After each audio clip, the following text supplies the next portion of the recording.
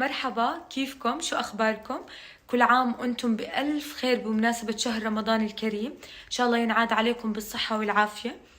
اليوم موضوع الفيديو رح أعلمكم طريقة عمل القطايف. طبعا معروف القطايف هي من أشهر الحلويات اللي دائما إحنا بناكلها بشهر رمضان، فحبيت إنه أعلمكم طريقة سهلة وسريعة ونعملها بكل سهولة بالبيت. طبعا لا تنسوا تدعموني وتشتركوا بالقناة وتعملوا لي لايك وشير، ويلا نبلش الفيديو. رح أعمل كل القطايف بهذا الخلاط. فأول إشي رح أبلش، أنا رح أحط 60 جرام من السميد. أنا رح أعمل كمية صغيرة يعني مش كمية كبيرة. رح أحطهم هون خليهم ينعموا أكتر، بعدين ببلش أحط المكونات التانية. رح أحركهم شوي بس لأحس السميد إنه بلش ينعم.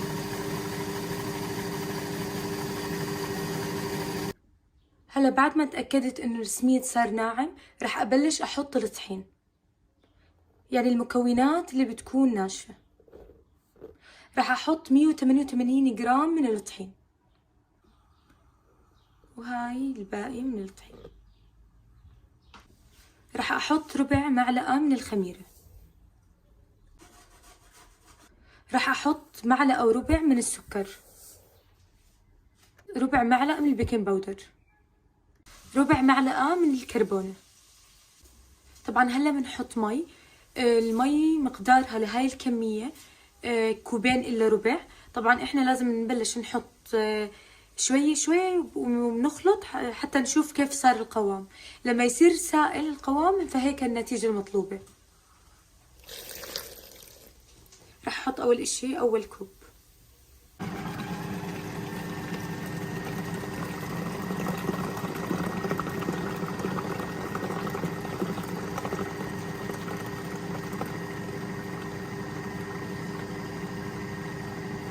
كمان رح أحط رشة من الفانيلا، ورح يكون قوامه سائل مثل هيك. لما أعمل القطايف أنا بستخدم مثل هاي معيار، أي حجم أنتو بدكم إياه بحط فيه الخليط. رح أبلش أحط بعد ما أتأكدت إنها سخنت. رح أبلش أحط هيك حجمها رح يكون تمام. بستنى بس يطلع بابلز عليها من فوق، هيك بكون جهزت. أنا بحطه دائما على إشي زي بشكير أو إشي نظيف، ودائما يعني من المقلاية على البشكير. شوفوا قد ايه من هون لونه حلو، من ورا كتير حلو. أنا رح أستخدم هاي الجبنة اللي جبتها، هي مخصوص للقطايف.